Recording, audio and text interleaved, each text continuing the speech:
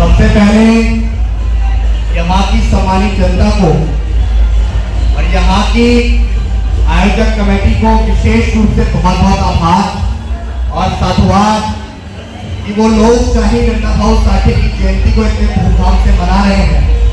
और आज आप सभी को सबसे पहले जय हिंद, जय भारत, जय लहू जी, जय संविधान, इंकलाब जिंदाबाद। साथियों, हम बेसिकली दिल्ली से आए हैं, लेकिन आज जिस खास मौके पर हम लोग उपस्थित हैं वो खास मौका है कि आज देश के ऐसे क्रांतिकारी कवि की जयंती है जिस कवि ने अपने जीवन में कभी समझौता नहीं किया। उस व्यक्ति ने मरना मंजूर किया लेकिन उसने समझौता नहीं किया। लेकिन आज जिस कवि का जन्म 1 अगस्त 1920 को हुआ, उस कवि ने देश के अंदर और दुनिया के अंदर अपनी एक अलग पहचान बनाई, जिसकी पुस्तक फकीरा ने मूवी के रूप में अपनी एक अलग पहचान बनाई। और वो हमें बड़ा दुख होता है कि जिस कवि की बंगाली भाषा में, हिंदी भाषा में, इंग्लिश भाषा में और अनेकों भाषाओं में देश में विदेश के अंदर भी उनकी कहानियों को, उनकी कविताओं को पढ़ा जाता हो, लेकिन अण्णाभाऊ साठे को एक समाज और एक राज्य के अंदर, एक जिले के अंदर सीमित करके रख दिया गया।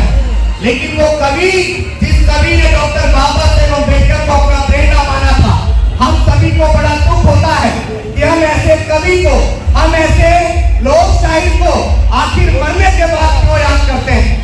ये समाज, खासकर मैं दलित समुदाय की अगर बात करूं तो ये समाज डॉक्टर बाबा साहेब अम्बेडकर को मरणोपरांत ही क्यों उनके उद्देश्यों पे चलता है। ये समाज छत्रपति शिवाजी महाराज के उद्देश्यों पे मरने के बाद ही क्यों चलता है। ये समाज अण्णाभाऊ साठे के जाने के बाद ही उनके मार्गों पर उनकी बताई गई सारी चीजों पे क्यों चलता है। आखिर हम लोगों को यह समझना पड़ेगा कि अण्णाभाऊ साठे, डॉक्टर बाबा साहेब अम्बेडकर, राष्ट्रपिता ज्योतिबा फूले, महामना सावित्रीबाई फूले, छत्रपति शाहू जी महाराज, छत्रपति शिवाजी महाराज आखिर हमें बता के क्या गए। क्या हमारे तमाम महापुरुषों ने जातिगत भेदभाव का सामना नहीं किया। हम सब बहुत अच्छे से जानते हैं कि अण्णाभाऊ साठे हमारे बीच से हमें छोड़कर क्यों गए और किन परिस्थितियों में गए। उन्हें इतना ज्ञान था, वो लोक शायर थे, वो क्रांतिकारी कवि थे, लेकिन उन्हें भी जातिगत मानसिकता का सामना करना पड़ा। लेकिन जब तक हमारे लोग इतिहास को नहीं पढ़ेंगे, आज हमारे समाज के लोग अगर इतिहास को नहीं जानेंगे तो हमारे कवियों को, हमारे महापुरुषों को इतिहास के पन्नों से गायब कर दिया जाएगा और हम लोग उनको कभी नहीं जान पाएंगे। मैं निवेदन करता हूँ यहाँ के तमाम लोगों को, जब डॉक्टर बाबा साहेब अम्बेडकर को अण्णाभाऊ साठे ने अपने प्रेरणा माना, तो मैं आज आपको विश्वास दिलाता हूँ डॉक्टर बाबा साहेब अम्बेडकर के मिशन पर चलने वाला एक सच्चा आंदोलनकारी आपको ये विश्वास दिलाते हैं कि हमारे बैनर पे भी अण्णाभाऊ साठे का फोटो हमेशा से होता है। हमारे बैनर पे भी अण्णाभाऊ साठे का फोटो हमेशा से होता है। और इसलिए नहीं होता है कि मैं किसी एक समाज, किसी एक जाति का अपने ऊपर बोलेना चाहता हूँ। ये हम सब के लिए बड़ा गर्व का विषय है कि दलित समुदाय के अंदर अगर सबसे बड़ा कवि कोई था तो वो अण्णाभाऊ साठे थे। इस बात में कोई दोहराई नहीं। और आज हमारे समाज के लोगों को इस बात को समझना पड़ेगा। मैं जो बहुत दुख के साथ कहता हूँ कि मरने के बाद क्यों हम लोग जयंतियां मनाते हैं बड़े हर्षोल्लास। अगर हम लोग जीते भी अपने समाज के सुधारकों के साथ लग जाए तो इस समाज का भला हो जाए। मैं जिस मुंबई के अंदर खड़ा हूँ, यहाँ हमारे समाज के लोग आज भी 4 बाई 3 गज के कमरों में रहने के लिए मोहताज है। आज भी आजादी को आज 77 साल हो गए हैं, लेकिन जिन महापुरुषों के मानने वाले लोग, ये वो महाराष्ट्र है जिस महाराष्ट्र ने डॉक्टर बाबा साहेब अम्बेडकर, एक जननायक को पूरे देश के अंदर उनके आंदोलन को भेजा। ये वो धरती है जिस धरती ने छत्रपति शिवाजी महाराज को पैदा किया। ये वो धरती है जिस धरती ने राष्ट्रपिता ज्योतिबा फूले को पैदा किया। और जिस धरती पर मैं खड़ा हूँ वो बड़ी सौभाग्य की बात है, लेकिन बड़े दुख की बात है कि जिस धरती ने इतने बड़े बड़े महापुरुषों को आगे भेजा, वो धरती आज कहीं ना कहीं उनके आंदोलन को लेकर पीछे है। और मैं सच्ची बात कहने से बिल्कुल गुरेज नहीं करता। आज हमारे लिए बड़े शर्म की बात, जिस महापुरुष की आज जयंती है, आखिर उस महापुरुष को हम अपने समाज के नौजवानों तक, अपने समाज की महिलाओं तक, अपने समाज की बच्चियों तक कितना ले जाता है?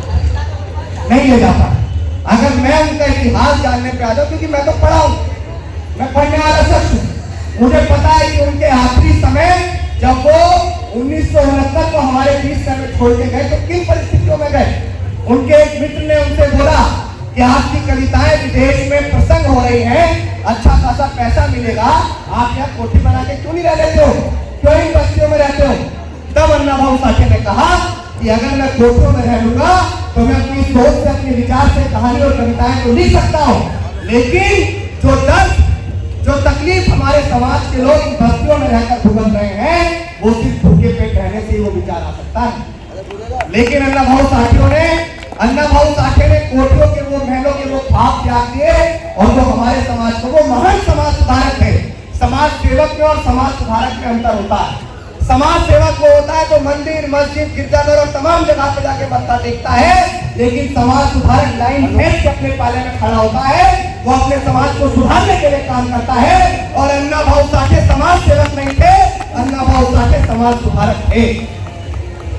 हम लोग अपने समाज के बीच अन्ना भाऊ साठे को, मैं आपको बता दूं कि हमने डॉक्टर बाबा साहेब अम्बेडकर के समाधि स्थल चैत्यभूमि दादर मुंबई से एक यात्रा की शुरुआत की है, जिसका नाम है बहुजन जागो मार्च, और जिसका उद्देश्य है बहुजन नेताओं साथ में आओ।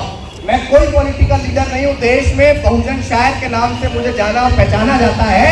35 लाख से ज्यादा लोग मुझे सोशल मीडिया पे फॉलो करते हैं। मैं अपने महापुरुषों का एक ईमानदार कार्यकर्ता, यहाँ से पैदल नागपुर दीक्षा भूमि तक जाऊंगा, और हमारा मार्ग जब डॉक्टर बाबा साहेब अम्बेडकर ने बताया तो हमें उस मार्ग को अपनाना पड़ेगा। इसीलिए आप सबने इतना मान, सम्मान, प्यार दिया, मैं आप सबको दिल की गहराइयों से बहुत आभार व्यक्त करता हूँ। लेकिन मैं ये भी कहूँगा कि आप देखिए हम कितनी विपरीत परिस्थितियों में रह रहे हैं।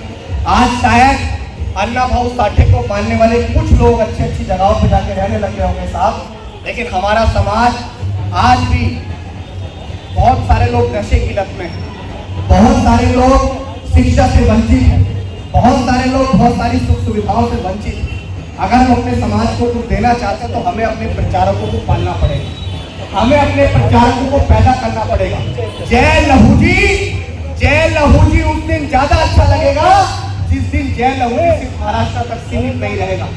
जय लहू जी उस दिन ज्यादा अच्छा लगेगा जिस दिन हम लोग अन्ना भाऊ साठे को इस महाराष्ट्र के साथ साथ पूरे उत्तर भारत तक लेके जाएंगे।